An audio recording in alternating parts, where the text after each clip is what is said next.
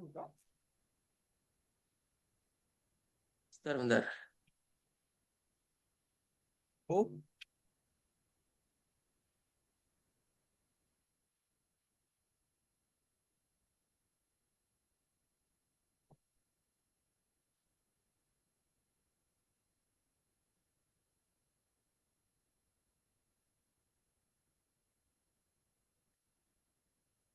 kelihatan anak ya? Oke, kelihatan Ustaz. Baik. Yang pertama yang ini saya sampaikan adalah kita ingin meluruskan beberapa kesalahan pemahaman masyarakat tentang rezeki. Ini mungkin sudah terjadi kesalahan ini atau ada potensi untuk terjadi kesalahan. Yang pertama, menganggap rezeki itu hanya berupa uang. Ya. Jadi oh, orang kadang melihat banyaknya rezeki itu hanya dilihat dari banyaknya uang atau banyaknya harta atau banyaknya aset. Ya. Padahal kesehatan itu adalah rezeki, anak yang soleh itu ada di rezeki, waktu yang luang itu rezeki, hidayah itu ada di rezeki. Pokoknya segala sesuatu yang baik itu dinamakan rezeki. Ya. Kalau menurut Imam Ar-Raghib Al-Asfahani, beliau mengatakan arizku itu adalah segala sesuatu yang dapat dimanfaatkan. Kemudian Imam Ibnu Qayyim Al-Jauziyah juga menjelaskan rizki itu ada dua, ada rizki badan, ada rizki hati. Rizki badan itu makanan, minuman, pakaian, tempat tinggal. Rizki hati itu ada iman, ilmu, ketenangan, hidayah, dan kecintaan kepada kebaikan. Ya. Kemudian Imam Ibnu Katsir ketika menafsiri surah An-Nahl ayat 72 menjelaskan bahwa Allah mengingatkan manusia tentang berbagai nikmat berupa keluarga, keturunan, berbagai kebaikan hidup sebagai bentuk rizki yang berasal dari Allah. Ya, ya. Ya, kesalahan pemahaman ini menyebabkan eh, eh, kesalahan turunan gitu ya. Jadi orang menganggap orang yang paling banyak rizkinya itu orang yang paling kaya. Sedangkan orang yang sedikit rizkinya itu adalah orang yang miskin. Nah, dengan pemahaman ini, dengan kesalahan pemahaman ini kita ingin meluruskan bahwa ketika kita itu eh, mendapatkan keluarga yang harmonis gitu ya, sakinah, mawaddah, warahmah, itu maka sebenarnya itu bagian rizki ya, yang Allah anugerahkan kepada kita yang juga harus kita syukuri. Gitu ya. Kemudian yang kedua, menganggap bekerja itu sebagai sebab datangnya rezeki.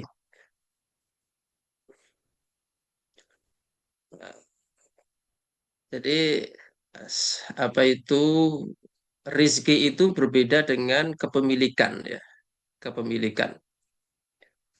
Jadi kalau rezeki itu maknanya adalah ah, apa itu pemberian ya. Rezeki itu maknanya pemberian. Jadi sebab satu-satunya kita itu mendapatkan rezeki itu adalah karena pemberian dari Allah. Ya. Ini berbeda dengan kepemilikan. Kepemilikan itu berarti cara, ya. Cara yang bisa kita lakukan untuk bisa menguasai suatu harta, ya. Suatu harta. Ya. Memang semua yang ada di langit dan yang ada di bumi, ya, dan yang ada di antara keduanya itu adalah milik Allah. Ya. Hakikatnya milik Allah. Tetapi ada cara-cara bentuk-bentuk kepemilikan yang bisa kita dapatkan dari hasil kita usaha. Gitu ya.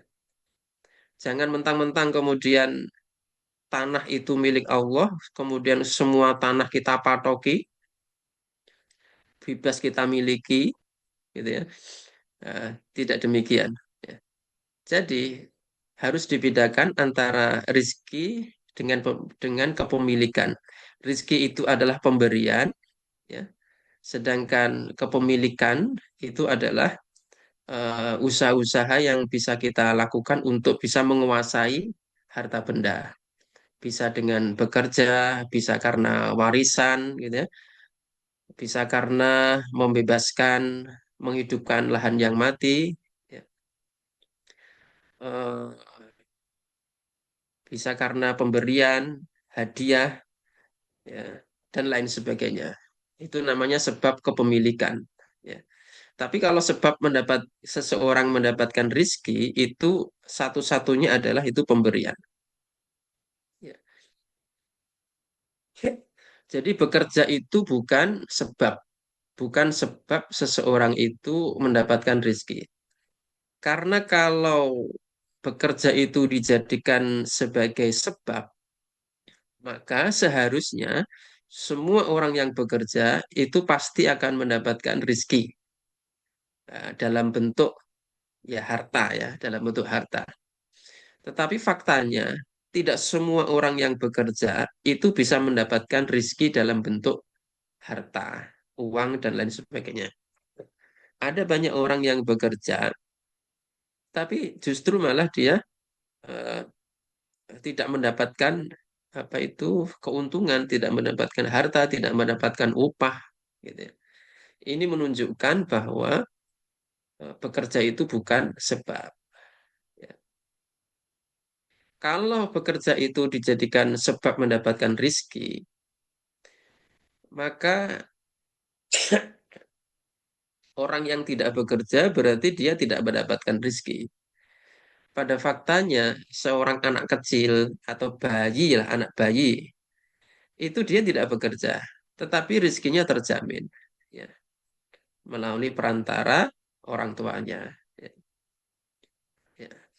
Ya, sehingga anggapan seperti ini bahwa bekerja itu adalah sebagai sebab datangnya rizki, eh, itu pemahaman yang perlu diluruskan. Ya. Bekerja itu bukan sebab. Bekerja itu adalah al-hal atau kondisi. Kondisi yang menghantarkan seseorang itu mendapatkan rizki. Ya. Bukan sebab. Nah, kemudian kesalahan pemahaman yang ketiga, menganggap orang kaya pasti lebih dicintai Allah karena dia mendapatkan banyak rizki. Ya. Nah, ini juga pemahaman yang salah. Belum tentu orang yang kaya itu, yang Allah kasih rizki melimpah, itu adalah orang yang dipilih untuk dicintai oleh Allah. Ya. Bukanlah pertanda dia orang yang dimuliakan. Cukuplah satu ayat yang mengatakan inna akramakum indallahi atqakum. Ya. Sesungguhnya yang paling mulia di antara kalian adalah orang yang paling bertakwa. Ya. Ini kalau kita tahu ilmunya ya, tahu ilmunya. Ketika kita melihat seseorang, padahal orang itu fasik, orang itu bahkan mungkin tidak beriman ya, tapi kehidupannya itu eh, diberikan kekayaan, harta yang melimpah. Nah, ini kalau kita koneksikan dengan ilmu yang kita dapatkan, itu nanti kita bisa eh, apa ya, berhusnuzon ya, berhusnuzon kepada Allah. Ya, ya. Nah, salah satu ilmu yang bisa kita koneksikan ketika melihat orang lain kaya, sedangkan orang yang rajin ibadah itu diberikan kemiskinan. Ya. Salah satu ilmu yang bisa kita koneksikan adalah bahwa Allah itu punya sifat Ar-Rahman ya. Ar-Rahman itu Maha Pengasih. Akan diberikan kepada siapa saja kasihnya itu ya. Ya, ya. Jadi bahkan kepada orang orang kufur seperti Fir'aun pun itu dia mendapatkan sifat Rahmannya Allah. Rahmannya Allah. Tetapi dia tidak akan pernah bisa mendapatkan sifat Rahimnya Allah. Nah, itu enaknya kalau kita itu apa ya, punya ilmu sehingga ketika kita memandang kehidupan ini selalu kita koneksikan dengan ilmu kita. Ya. Termasuk susah dan susah dan senang ya. Tertawa dan menangis itu kan siklus kehidupan ya. Belum tentu orang yang dibuat tertawa oleh Allah, dibuat gembira oleh Allah itu orang yang dicintainya.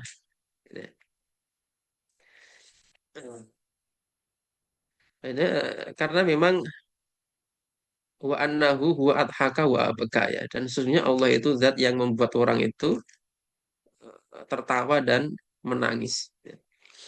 Jadi apa itu orang yang mungkin sejahat kita sebut saja Bill Clinton, kok Bill Clinton, siapa itu Donald Trump ya, atau Benjamin Netanyahu yang memerintahkan untuk membunuh orang warga Palestina, anak-anak, wanita hamil, orang tua, orang yang begitu kejamnya ya, dan dia tidak beriman kepada Allah.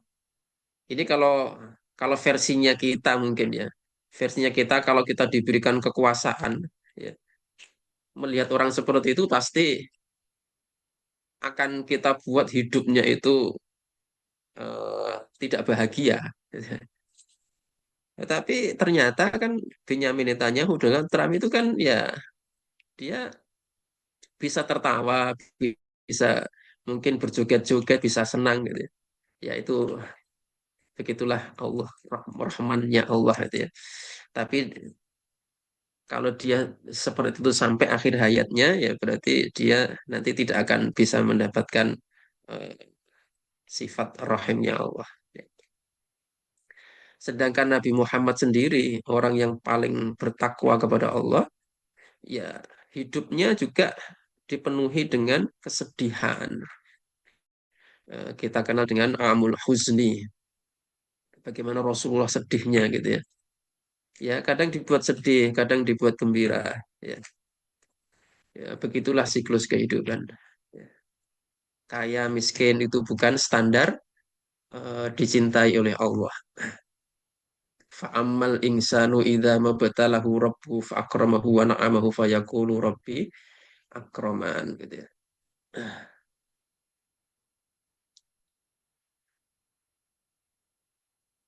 Kemudian yang keempat, menganggap sedekah akan mengurangi harta. Nah, ini juga pemahaman yang salah. Nah, ini kita semua ya, kita semua termasuk saya ini sedang sama-sama berjuang melawan hawa nafsu dan setan gitu ya. Terkadang kita itu sangat berat untuk bersedekah, ya, sangat berat untuk bersedekah. Tetapi untuk membeli kebutuhan-kebutuhan konsumtif gitu ya, itu kita sangat ringan tangan, ya, sangat ringan tangan. Tapi untuk memberikan sedekah, nafkah dakwah, kemudian infak gitu ya, itu terkadang itu sangat berat. Ya. Nah itu sebenarnya bagian dari hawa nafsu dan setan dan harus kita lawan. Ya, ya makom kita tuh masih makom seperti itu. Keikhlasannya itu keikhlasan yang mungkin harus dipaksakan ya. Tapi tidak masalah seperti itu. Gitu. Keikhlasan ini harus dipaksakan, tidak masalah seperti itu. Kita belum sampai pada makomnya para sahabat yang mereka itu kalau bersedekah itu seperti tidak takut hidup miskin. Makanya sedekahnya sahabat itu tidak akan pernah bisa disaingi oleh yang lain, apalagi generasi sekarang ini, gitu ya. Tidak akan pernah, gitu ya. Tapi memang harus dipaksakan seperti itu ya, ya, untuk bersedekah ya. Karena eh, kalau kita merasa berat tidak senang, itu berarti memang itu perlawanan dari nafsu dan setan kita. Tapi yang terpenting adalah amalnya. Kalau kita sudah sampai pada titik beramal, bersedekah gitu ya, itu berarti kita sudah bisa melawan eh, apa itu hawa nafsu kita dan setan itu ya. Walaupun dengan dipaksakan gitu. Tidak masalah seperti itu. Jadi sedekah itu sebagaimana hadis Rasulullah itu sedekah itu tidak akan mengurangi harta. Gitu ya. Parah, parah sudah. Kalau di dalam Quran surah surah Saba ayat 39 itu Kalian menjadi semua bisa dikerjakan. Tapi kekurangannya jadi tidak ada yang bos. itu dikatakan A'udzubillahi minasyaitonirrajim. Qul inna rabbi yabsutur rizqa liman yasha min ibadihi wa yuqdiru lah wa ma anfaqtum min syai'in fahuwa yukhlifuh. Hmm.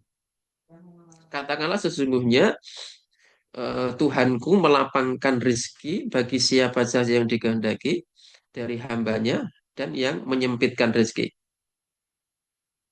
Wa ma anfaqtum min syai'in fahuwa yukhlifuh.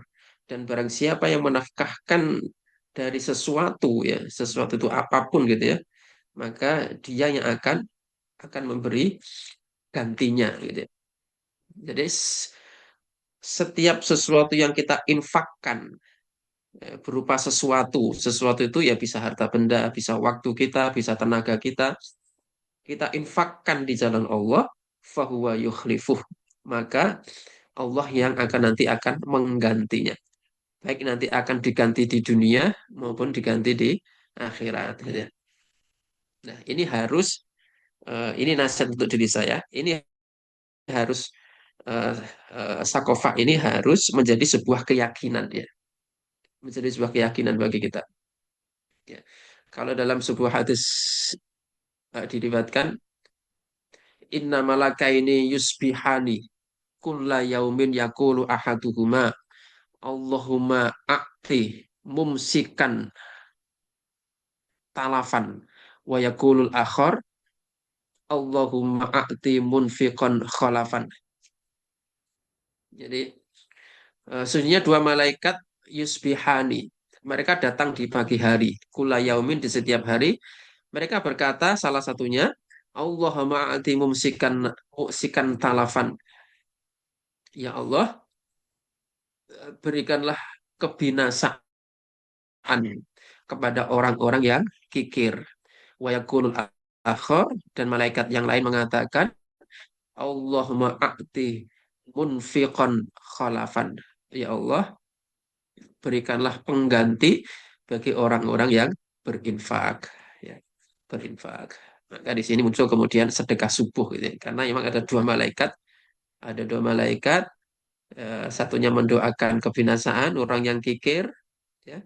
Satunya lagi mendoakan mudah-mudahan diganti bagi orang-orang yang berinfak. Gitu ya.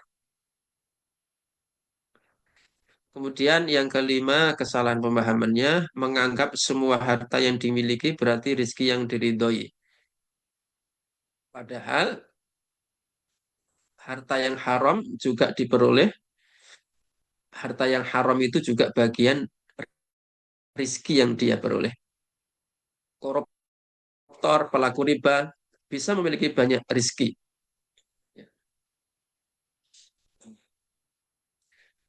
Jadi kaidahnya tidak semua yang masuk ke kantong adalah rezeki yang berkah. Berkah itu apa sih? Berkah itu ziyadatul khair, bertambahnya kebaikan. Kita jangan memaknai keberkahan itu bertambahnya harta ya. Tapi harus kita maknai keberkahan itu bertambahnya kebaikan, gitu ya. Kalau keberkahan itu dimaknai bertambahnya harta, ya maka orang yang mendepositikan uang di bank itu dia akan naik terus itu ya, berkah terus berarti gitu ya. Jadi tidak demikian. Ada orang yang diberi harta, kekayaan, tapi kekayaannya itu habis dipakai untuk mempercantik rumahnya, membeli rumah mewah. Tapi untuk menyumbang masjid dia tidak pernah. Ya. Untuk berkurban dia tidak pernah. Ya. Eh, untuk membantu tetangga yang fakir miskin tidak pernah. Nah, itu berarti hartanya itu tidak berkah karena tidak menambah kebaikan. Ayo rahimakumullah, ini beberapa kesalahan ya. Kemudian pertanyaannya adalah mengapa perlu hijrah finansial? Hijrah itu berarti pindah dari yang tidak baik menjadi baik. Karena fakta kehidupan saat ini banyak orang mengejar kekayaan tetapi tetap merasa kurang, tetap merasa kurang, yaitu sifat manusiawi ya, sifat manusiawi. Eh, apa itu sudah diberi ya sudah diberi ya, artinya itu tidak pernah merasa qanaat ya. Dalam hadis riwayat Imam Muslim itu dikatakan qad aflaha man aslama wa ruziqa kafafan wa qana'ahu Allahu bima atahu. Qad aflaha sungguh berbahagia. Siapa dia? Man aslama, orang yang berserah diri, orang Islam. Wa ruziqa kafafan. Dia memperoleh rizki yang dirasa cukup. Wa qana'ahu Allahu bima atahu, dan dia merasa cukup dengan apa yang diberikan oleh Allah. Jadi konaat merasa cukup ini sesuatu yang berat, ya. Merasa cukup itu sesuatu yang berat ya, di kehidupan kita. Beratnya itu terkadang, gitu. Beratnya itu terkadang karena interaksi sosial, komunitas komunitas sosial, ya. Komunitas sosial. Ya. Artinya ini akan jauh terasa berat kalau kita itu berkelompok, berkomunitas dengan orang-orang yang ya suka flexing-flexing gitu ya. Setiap ketemu flexing, ya, pamer. Ya. Dan memang kehidupan kita tidak bisa lepas dari itu. Ya. Scroll-scroll HP, melihat barang-barang baru, melihat eh, barang-barang yang ini ya, yang mewah gitu ya. Kita tidak mau ketinggalan zaman. Nah, terkadang beratnya itu seperti itu. Kita rasakan seperti itu ya. Jadi cukuplah hadis Rasulullah ini sebagai pengingat kita ya bahwa orang beruntung itu ada tiga. Orang yang Islam berserah diri, orang yang mendapatkan rizki dengan rasa cukup, dan orang yang qanaat, merasa cukup dengan apa yang Allah berikan. Ya, ya. Cukuplah itu sebagai ukuran kebahagiaan. Yang kedua, kenapa perlu hijrah finansial? Pendapatan meningkat tetapi ketenangan hidup menurun. Ya, ini tidak hanya dialami oleh orang-orang kota ya, tapi juga orang-orang desa juga mengalami ya, ketenangan. Yang ketiga, budaya konsumtif semakin kuat akibat media sosial. Ya. Setiap hari kita melihat tetangga kita didatangi tamu yang teriak-teriak paket, paket, paket setiap hari, paket setiap hari, paket. Gitu ya. Ya, ini budaya konsumtif ya. Ya, semakin kuat. Ya, makanya diperlukan hijrah. Ya. Kemudian yang keempat, utang konsumtif dan gaya hidup pamer. Ya. Kemudian banyak orang lebih takut miskin daripada takut bermaksiat. Ya. Ya. Nah, itu salah satu penyakit akhir zaman itu kan ya takut kemiskinan. Gitu.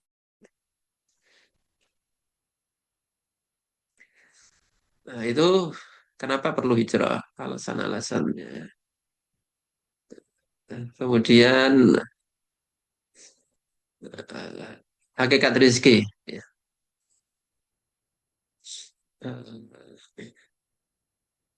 Hakikat rezeki itu adalah segala sesuatu yang diberikan Allah kepada makhluknya, baik berupa harta, kesehatan, anak, ilmu. Ini rezeki dalam pengertian umum ya. Eh, Kalau rezeki dalam pengertian spesifik ya tadi, rezeki dalam bentuk harta. Ya. Dalam bentuk harta. Wa ma min dabatin fil ardi illa 'ala Allahi rizquha, dan tidak ada satu makhluk melata pun di bumi melainkan Allah yang menjamin rizkinya. Allah yang menjamin rizkinya. Sekali lagi rizki itu adalah pemberian. Tidak ada hubungannya dengan pekerjaan. Tidak ada hubungannya dengan usaha kita. Gitu ya. Rizki itu yang apa kita, sesuatu yang kita dapat dari sesuatu yang halal maupun yang haram itu semuanya disebut rizki. Kalau itu berada dalam penguasaan kita, bisa kita manfaatkan. Ya. Ya, rezeki dalam bentuk harta itu semata-mata karena pemberian. Ya. Poin pentingnya adalah Allah yang menjamin rezeki. Ya, seharusnya, seharusnya kita itu merasa tenang karena sudah dijamin. Ya. Tetapi terkadang kita, ya, termasuk saya ini, terkadang kita itu masih gelisah, masih pusing ya, memikirkan masalah rezeki. Ya. Terkadang seperti itu. Nah, maka ini perlunya hadir di majelis ilmu, perlunya berteman dengan komunitas orang-orang yang baik itu bisa mengingatkan ya. Nah, terkadang itu kan ada orang yang tahu dan dia tahu kalau dia itu tahu. Nah, itu yang ideal. Tapi ada juga orang yang tahu tapi dia tidak tahu kalau dia itu tahu. Nah, ini perlu diingatkan saja sebenarnya. Diingatkan saja, disentil satu ayat, satu hadis itu insya Allah bisa kembali. Ada orang yang tidak tahu dan dia tidak tahu dan dia tahu kalau dia tidak tahu. Dia sadar diri berarti ya. Nah, yang paling parah itu kan orang yang dia tidak tahu dan dia tidak tahu kalau dia itu tidak tahu. Ya, mentau gitu ya. Sok tahu lah istilahnya itu. Nah, ini orang yang berbahaya ya. Kadang kita tahu konsepnya, kita tahu ilmunya, tetapi terkadang kita lupa ya. Terkadang kita lupa, tidak bisa mengkoneksikan antara masalah kita dengan ilmu yang kita dapatkan. Itu pentingnya eh, berteman dengan orang-orang yang baik, orang-orang yang soleh dan soleha, gitu ya, untuk mengingatkan kita. Ya. Jadi itu hakikat rezeki itu yaitu atok pemberian ya. Tadi sudah saya sampaikan sebabnya pemberian, bukan yang lain. Nah, bagaimana konsep hijrah finansialnya? Pertama, kita mulai dari cara mencarinya ya, cara mencarinya. Kalau selama ini kita eh, apa itu mencari rizki itu dengan cara riba, suap, dengan cara curang, dengan cara penipuan, markup, dengan cara memfitnah, gitu ya. Maka kita harus berhijrah menuju ke usaha yang halal, jujur, amanah, profesional, gitu ya. Profesional. Mari kita bersama-sama memastikan bahwa setiap yang kita makan itu bersumber dari sesuatu yang halal, gitu ya, bersumber dari sesuatu yang halal, gitu ya. Karena yang halal saja nanti akan dihisap, ya. Yang halal saja akan dihisap, ya. Apalagi yang tidak halal ya akan terkena azab, gitu ya. Yang halal dihisap, yang tidak halal diazab, gitu ya. Tapi maha baiknya Allah itu Allah maha pengampun, ya. Ya kalau kita selama ini mungkin ada harta-harta yang kita dapatkan dari cara yang tidak halal, ya maka memohonlah ampun dan bertobat. Mari kita mulai menuju ke usaha yang halal, jujur, amanah, profesional. Kita koneksikan lagi ke ilmu bahwa rizki itu arizku biadillah, arizku biadillah. Kalau sudah menjadi rezeki kita maka tidak akan tertukar ke orang lain. Sehingga makanya rugi kalau misalkan kita itu mendapatkan rezekinya itu dengan cara yang tidak halal. Gitu ya. Akan sangat rugi. Hasilnya sama, tapi nanti kita akan diazab dengan kekeliruan keputusan kita. Ya.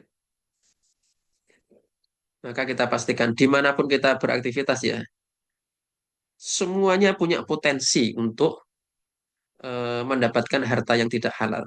Ya. Baik di dunia pendidikan, di dunia bisnis, di dunia hukum, eh, dimanapun itu sepertinya ini celah untuk yang tidak halal ini pasti ada celah-celah itu ya.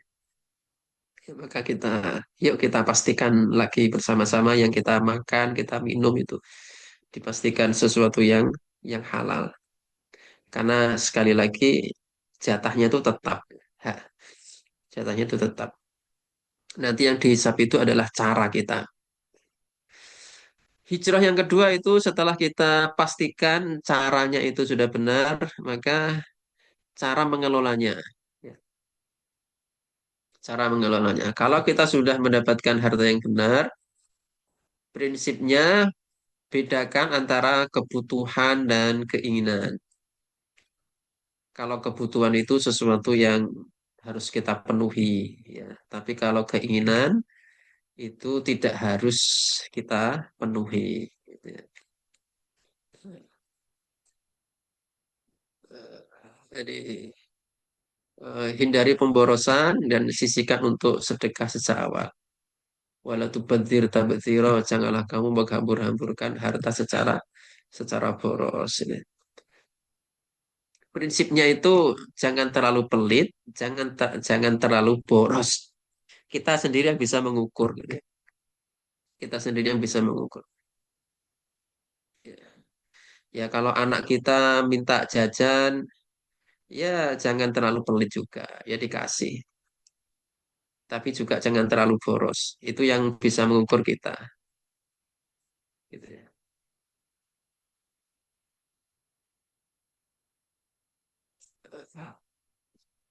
Kemudian hijrah yang ketiga,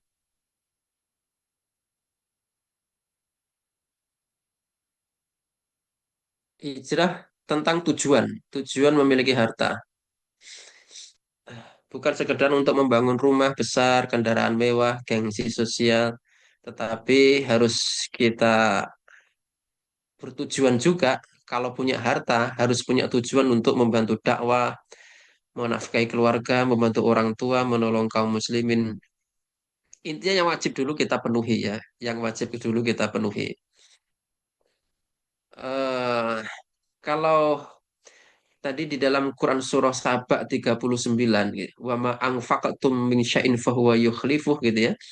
Dan apa saja yang kalian infakkan, sesuatu yang kalian infakkan maka Allah akan mengganti. Maka di sini Sufyan Tsauri mengatakan jika jika hartamu itu ayat ini harus dipahami ya. Jika hartamu itu cukup untuk memenuhi kebutuhan pokok, maka jangan dilakukan. Artinya begini, jangan sampai eh, kita harta kita itu untuk mencukupi kebutuhan pokok, tapi kita memaksakan untuk menafkahkan kepada yang lain, gitu ya. Ya. Dengan keyakinan pasti nanti Allah akan mengganti ya. Tidak demikian konsepnya menurut Sufyan Asauri. Jadi kalau untuk hanya cukup untuk kebutuhan pokok ya sudah itu saja yang dipenuhi. Jangan memaksakan untuk menginfakkan. Ya. Infak itu kita berikan kalau itu ada kelebihan dari kebutuhan pokok yang kita butuhkan, baik kebutuhan pokok untuk diri kita maupun orang-orang yang berada dalam tanggung jawab kita. Jadi jangan memaksakan untuk menginfakkan. Makanya infak seseorang itu akan berbeda antara yang satu dengan yang lain karena kebutuhannya juga berbeda. Ya, jadi tujuannya harus hijrah juga ya. Jadi kalau orang kapitalis eh, kan ada konsep namanya trickle down effect gitu ya. Air itu kalau diisi, gelas itu kalau diisi air itu kan meluber. Nah, melubernya itu nanti akan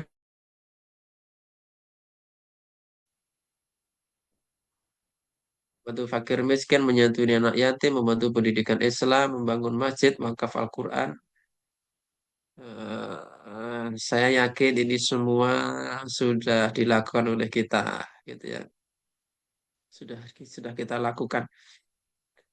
Jadi Allah memerintahkan kepada kita semua kalau kita punya harta itu harus kita tasarufkan ke kepentingan kaum muslimin juga ya. Selain kepentingan diri dan keluarga, harus juga untuk kepentingan kaum muslimin ya. Untuk kepentingan kaum muslimin. Kemudian langkah-langkah mewujudkannya, evaluasi kondisi keuangan sekarang.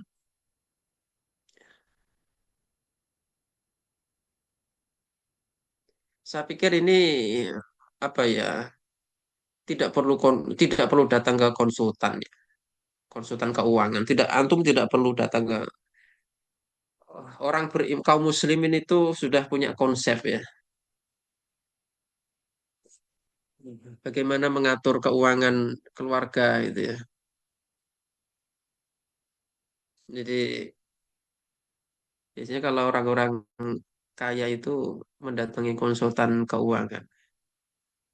Saya pikir kita tidak perlu seperti itu. Tinjau pemasukan, pengeluaran aset dan utang. Kenali pos-pos yang tidak sesuai dengan syariah dan tentukan prioritas perbaikan. Ya, susun anggaran sesuai syariah dan lain sebagainya.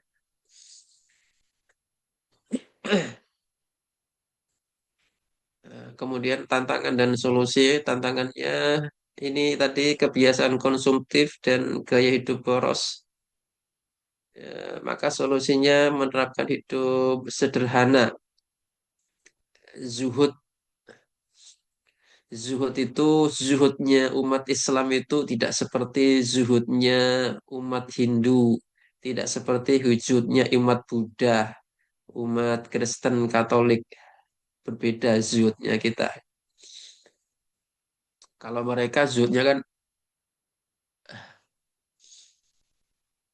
bahkan tidak mau mandi, kemudian tidak mau menyisir rambutnya. Bahkan kemarin sempat saya lihat itu ada di India itu orang yang menebus dosanya dengan berdiri terus sampai kakinya itu banyak banyak anu boroknya gitu ya. Insya Allah betapa bahagianya kita ditakdirkan untuk mengenal Islam ya. Ya Allah, Islam itu Masya Allah luar biasa. Di dalam pembukaan itu saya menyampaikan setiap pembukaan ini. Eh,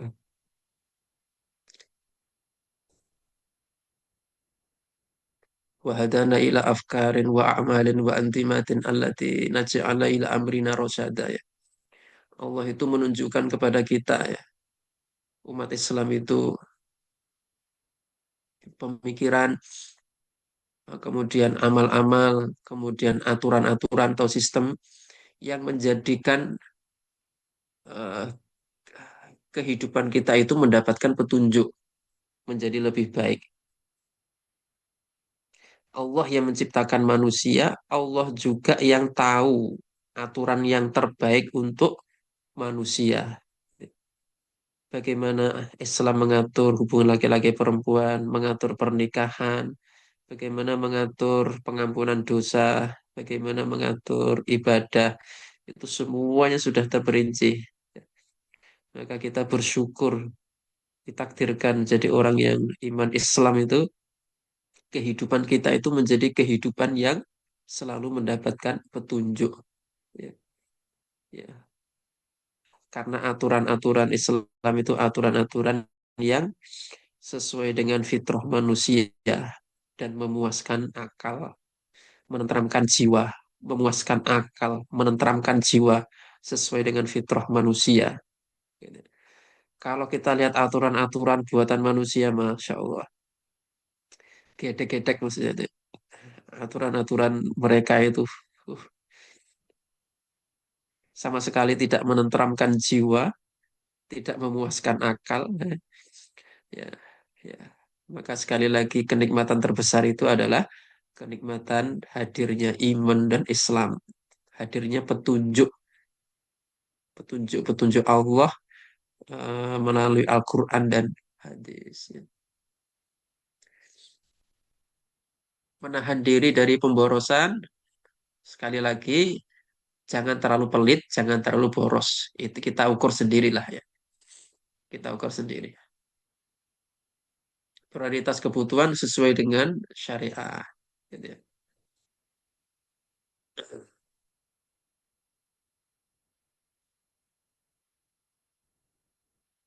Ya kalau bisa, kalau misalkan suka goes, kalau mampu beli sepeda ya enggak apa-apa beli, gitu ya. Untuk olahraga, ya untuk kebutuhan kita juga jangan terlalu pelit.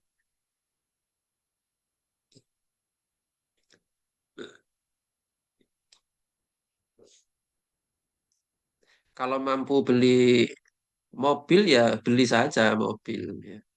Bukan berarti yang punya mobil itu tidak zuhud ya, ya tidak sederhana. Karena itu sesuai kebutuhan, ya, tidak masalah. Tapi bagi yang mereka belum mampu, ya apa itu dan juga belum ada kebutuhan, ya apa itu tidak perlu dipaksakan, gitu ya. Salah satu rusaknya perekonomian kita itu kan karena eh, menuruti keinginan eh, yang eh, di luar eh, apa itu ekspektasi gitu ya. Yang kedua tantangannya kurang pengetahuan finansial syariah. Nah, ini ya. Nah, ini harus ini ya, harus belajar gitu ya, harus belajar bagaimana finansial syariah, eh, bagaimana jual beli yang halal, yang haram, akad, eh, akadmu apa itu mudorobah, musyarakah, gitu ya, murabahah dan lain sebagainya. Yang ketiga, ini tantangan ya, tantangan hijrah finansial itu tekanan sosial dan lingkungan yang tidak mendukung. Itu tadi ya. Jadi kita hidup di tengah-tengah komunitas orang-orang konsumtif, ya kita harus siap menghadapi tantangan itu.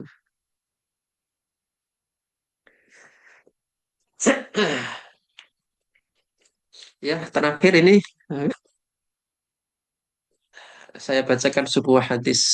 La tazulu qadaman abdin yaumal qiyamati hatta yus'ala an malihi min ainak tasabahu wa fima anfaqahu. La tazulu qadaman. La tazulu qadama abdin yaumal qiyamati hatta yus'alu an malihi min aina iktasabahu wa fima anfaqahu. Mata zulu qauman Mata zulu qadama abdin yaumal qiyamati hatta yus'ala an malihi min aina iktasabahu wa fima anfaqahu.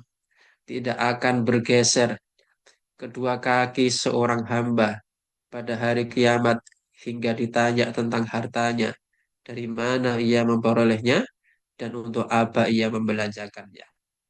Wallahu a'lam bishawab. Wal afu minkum. Akhirul kalam. Wassalamualaikum warahmatullahi wabarakatuh. Waalaikumsalam warahmatullahi wabarakatuh. Jazakumullah khair Ustaz atas penyampaiannya terkait hijrah finansial seperti itu nih. Jadi eh, beliau sudah menjelaskan bahwasanya sebenarnya intinya itu bagaimana kita eh, apa ya memanage kembali gitu ya. Harus dipikirkan kembali bagaimana cara kita mencari rezeki dan bagaimana juga cara kita membelanjakannya agar kedua hal tersebut itu eh, apa ya bersifat syar'i gitu ya. Jadi tadi beliaunya juga sudah sempat ditutup nih dengan sebuah hadis yang intinya bahwa semua yang kita lakukan itu akan dipertanggungjawabkan seperti itu. Oke, eh, mungkin ini Ustaz untuk terakhir ini ada satu pertanyaan Ustaz di kolom chat. Oke, jadi terkait eh, investasi Ustaz, terkait kripto, saham dan lain-lain seperti itu. Jadi apakah itu diperbolehkan apa tidak dalam Islam? Karena ada beberapa ini ya influencer yang katanya itu Islami gitu, itu juga membagi gitu ya, membagi saham itu ada yang saham Islami dan yang tidak Islami gitu. Nah, bagaimana sebenarnya pandangan Islam terkait hal tersebut gitu? Apakah memang benar ada yang Islami dan tidak Islami gitu? Apakah seperti mungkin ada pacaran gitu ya, Ustaz ya, pacaran Islami dan pacaran tidak Islami gitu. Mungkin itu Ustaz, satu pertanyaan dari kolom komentar. Monggo tafadhol Ustaz. Ini istilah-istilah istilah-istilah finansial seperti itu memang harus didefinisikan ya, ya, harus didefinisikan. Setelah didefinisikan, paham faktanya, baru nanti kemudian kita bisa memberikan status hukum ya. Ya. Sebenarnya kalau saham itu, saham secara pengertian umum itu kalau dalam Islam kan ada namanya syirkah. Ya, syirkah itu kan kerjasama antara dua orang. Ada syirkah harta, ada syirkah abdan. Ada ada syirkah yang satunya setor modal, ada syirkah yang satunya setor modal, satunya yang menjalankan usaha. Gitu ya. Ya sih. Kalau saham di yang ada di apa itu pasar bursa efek gitu ya, bursa efek itu ya ulama mengatakan sepertinya itu kesepakatan ya. Kalau bursa di sana itu lebih kepada maisir ya, pada maisir. Dan kalau bursa di sana itu bursa saham di sana itu apa itu biasanya memperjualbelikan mata uang gitu ya. Perjualbelikan surat-surat berharga yang disamakan dengan mata uang. Ya, padahal mata uang itu kan eh, apa Mata uang itu fungsinya, satu-satu fungsi mata uang itu harus sebagai alat tukar, tidak boleh dijadikan sebagai komoditas ya. Ya. Jadi itu ya. Jadi kalau pengertian saham-saham dalam bentuk syirkah, saham dalam pengertian ikut andil dalam sebuah usaha, eh, yaitu diperbolehkan syirkah namanya itu. Tapi kalau saham-saham dalam pengertian di pasar saham di bursa efek itu ya, itu ada ada cacat hukumnya di situ ya. Jadi ada cacat hukumnya. Ya. Kan apa jual beli saham itu kan ini ya, itu kan pakai mesin ya. Jadi orang itu melihat melihat apa itu harga saham itu dalam sebuah layar. Kemudian ketika dia ingin beli ya beli, ketika ingin jual ya jual. Jadi sepertinya akadnya itu hanya satu arah gitu ya. Jual beli sahamnya di situ gitu. Tidak tidak dua arah, tidak antara pemilik modal dengan yang apa itu menjalankan modal. Ya. Tapi akadnya itu searah.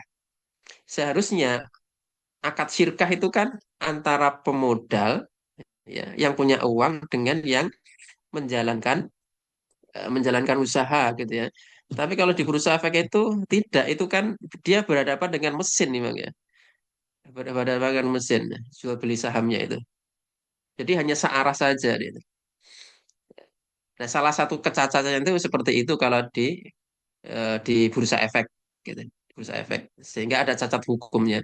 Tapi kalau jenengan itu saham dalam pengertian ikut andil dalam usaha, misalkan ada orang, ada peternak gitu ya, ada peternak, kemudian jenengan ikut setor uang untuk modal, nanti keuntungannya dibagi dua, ya. Kalau kerugiannya juga harus ditanggung berdua, keuntungan dibagi dua, kerugian juga harus ditanggung berdua. Ya, ya, selama ini kan kalau transaksi di bank tidak seperti itu, transaksi eh, apa mudorobah itu. Jadi bank tidak mau tahu pokoknya apa kalau dia usahanya rugi ya tetap harus setor hasil setor keuntungan, tetap harus setor keuntungan, tidak boleh ada kerugian. Ya maka sebaiknya kalau ingin ingin ingin ikut saham ya jangan masuk ke bursa efek. Ya, ya saham-saham secara real saja, secara tradisional gitu ya, tidak diikut bursa efek. Nah, kalau kripto itu memang ada perselisihan pendapat ya. Ada yang membolehkan, ada yang tidak membolehkan. Ya, nanti silakan di anu sendiri ya.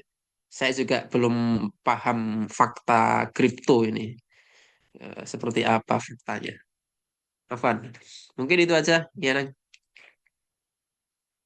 Oke, Ustaz, syukron untuk jawabannya, Ge. Semoga insya Allah jelas, insya Allah, Ge. Maksudnya tadi saham apa, mungkin saham dalam bentuk di apa bursa efek itu atau saham dalam bentuk kerjasama itu, Ge, Ustaz, Ge. Insya Allah sangat jelas seperti itu, Ge. Oke, mungkin ini nggih, hanya satu pertanyaan yang bisa kita buka nggih, karena setelah ini akan ada juga launching ya terkait Wajis Digital nggih.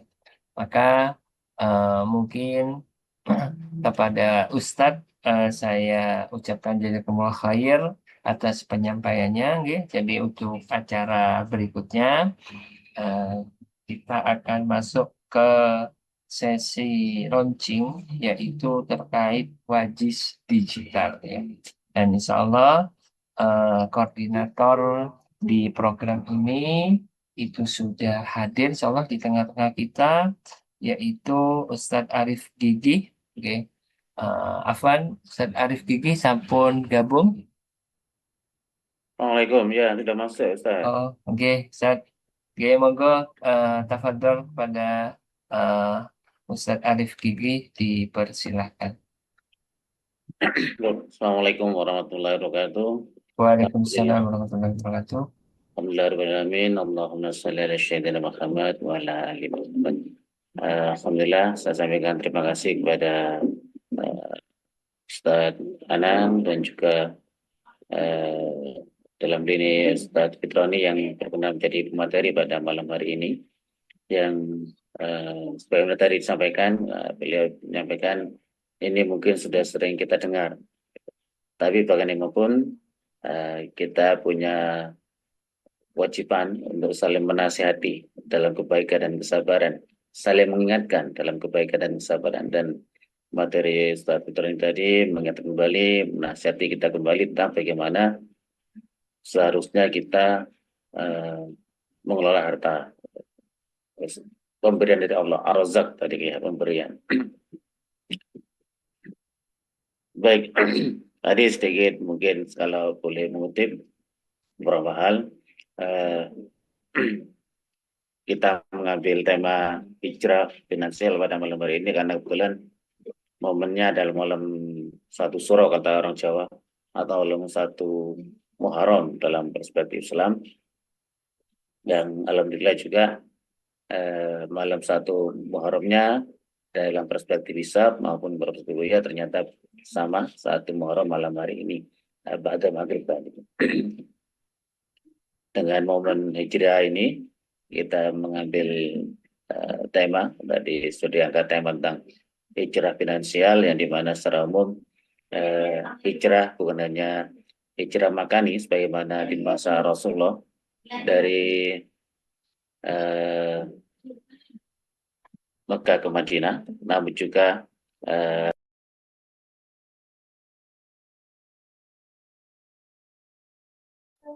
Halo, apa Ustaz?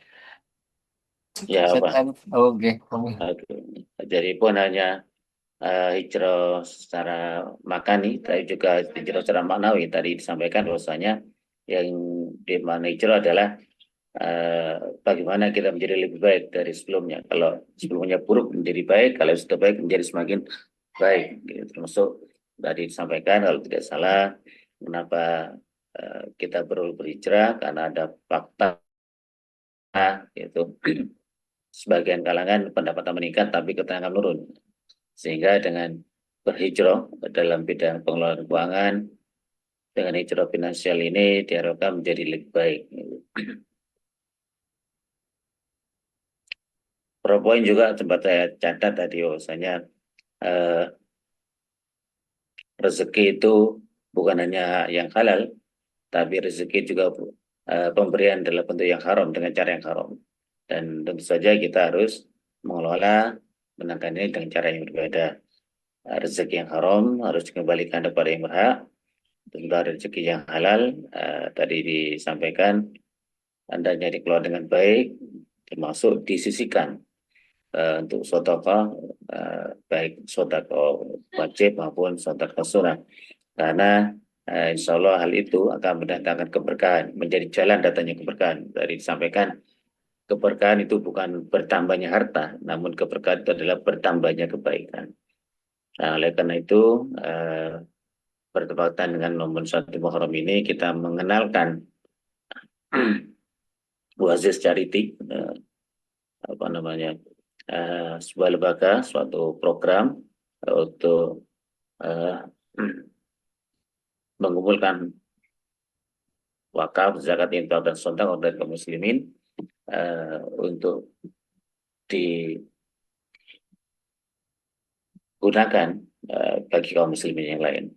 Jadi ya Oasis hadir, kalau bisa saya bahasakan kita ini fasilitator, memfasilitasi penyaluran infak, sedekah, zakat dan seterusnya dari kaum muslimin kepada muslimin yang lain. Kenapa perlu melalui Oasis atau kenapa perlu melalui orang ketiga kalau langsung aja bisa? Mungkin orang sebagian berpikir begitu. Ya, salah satu keutamaan, salah satu kelebihan bersedekah melalui tangan ketiga melalui perantara seperti ini adalah menjaga keikhlasan. Gitu. Jadi kalau kadang kalau kita memberi kepada seseorang secara langsung, tetangga, kadang apa ya, dalam tanda petik, kalau pas kebetulan suatu waktu ada di hati itu gak seret, kadang mengungkit-ungkit pemberian di masa lalu. Oh, dhisik iku aku sengkai, ternyata saya kok ngono. Ya, itu akan terhindarkan. Tidak akan terjadi jika pemberian infak, sodako dan sebagainya itu melalui pihak ketiga. Artinya ya eh, yang memberi infak, yang memberi sodako, terima beres, kita bagikan kepada yang berhak, yang memenuhi syarat, sehingga eh, menjadi keikhlasan yang lebih baik. Dia bisa lebih menjaga hati daripada dibandingkan kalau dia memberikan secara langsung. Di samping juga kalau melalui tangan ketiga atau melalui lembaga seperti basis ini, ya ibaratnya bisa menjadi cara untuk sedikit demi sedikit menjadi bukit. Kalau setetes air dari satu orang tidak akan berasa, tapi tetesan air dari banyak orang akan menjadi segelas air yang melegakan. Kurang lebih begitu. Jadi mengumpulkan, menyatukan infak, sodako dari kaum muslimin, dari masyarakat untuk kemudian difasilitasi untuk menyalurkan kepada yang lain. Lalu apa bedanya Oasis ini dengan yang lain, dengan yang sudah ada? Ya sesungguhnya ini bagian dari Fastabikul Khairat di antara kaum muslimin. Yang sebelumnya sudah ada, ya tetap akan beramal, dan kita juga akan beramal bersama mereka, berpastabikul bersama mereka untuk bersama-sama memberdayakan harta kaum muslimin uh, demi kebaikan umat. Mungkin tapi secara khusus Oasis akan lebih memfokuskan diri untuk pendanaan dakwah dan sosial secara umum. Oleh karena itu, mungkin semua yang ada di sini mau merintis, apa namanya, mau bersodakoh, mungkin atau juga merekomendasikan sodakoh melalui basis kepada pihak lain, bisa dengan mudah menyalurkan sodakohnya, zakat infak sodakohnya melalui link kiris yang mungkin sudah di-share waktu awal publikasi webinar ini. Jadi bisa langsung bertransaksi dengan mengirim pada link kiris, dan salah satu kelebihan link kiris memang tidak ada potongan, tidak ada biaya transfer, sehingga utuh semua dana terkirim untuk infak dan sodako. Baik, mungkin itu sedikit sesi yang saya ingin manfaatkan untuk memperkenalkan kehadiran Oasis kepada audiens sekalian. Semoga ini dapat menjadi solusi, semoga ini dapat menjadi program yang baik yang melayani umat, melayani dakwah dan seterusnya. Dan semoga semua amal ibadah kita semua terima oleh Allah Subhanahu wa taala. Terima kasih, saya kembalikan pada Ustaz Anang. Assalamualaikum warahmatullahi wabarakatuh. Waalaikumsalam warahmatullahi wabarakatuh. Oke, jazakumullah khair, Ustadz Gigi, Arif Gigi, oke, atas penyampaiannya terkait Wajis Charity, merupakan program baru yang yang kita miliki saat ini, ya, tujuannya untuk sebagai perantara, ya, sebagai perantara dari untuk dakwah gitu ya, seperti itu. Nah, mungkin jadi nanti kalau ada peserta, ya, atau keluarga dari peserta atau teman dari peserta yang mau menyalurkan wakaf, kemudian zakat, infak dan sedekah, bisa langsung menghubungi Oasis Charity ini, atau bisa langsung di transfer via QRIS yang sudah ada di layar kajian ini. Oke, mungkin ini yang bisa kami sampaikan. Semoga apa yang kita sama-sama dengar, ilmu yang kita terima bisa menjadi ilmu yang bermanfaat bagi kita semua, dan semoga Allah juga senantiasa memberikan kita kelapangan deh dalam rezeki, dan semoga juga Allah juga memberikan apa, kekuatan kepada kita untuk bisa menafkahkan rezeki yang Allah titipkan ini di jalan yang benar atau di jalan Allah juga. Ini yang bisa kami sampaikan. Kami tutup dengan doa kafaratul majelis. Bismillahirrahmanirrahim. Subhanakallahumma wa bihamdika asyhadu an la ilaha illa anta astaghfiruka wa atubu ilaik. Saya akhiri, terima kasih. Wassalamualaikum warahmatullahi wabarakatuh. Waalaikumsalam warahmatullahi wabarakatuh.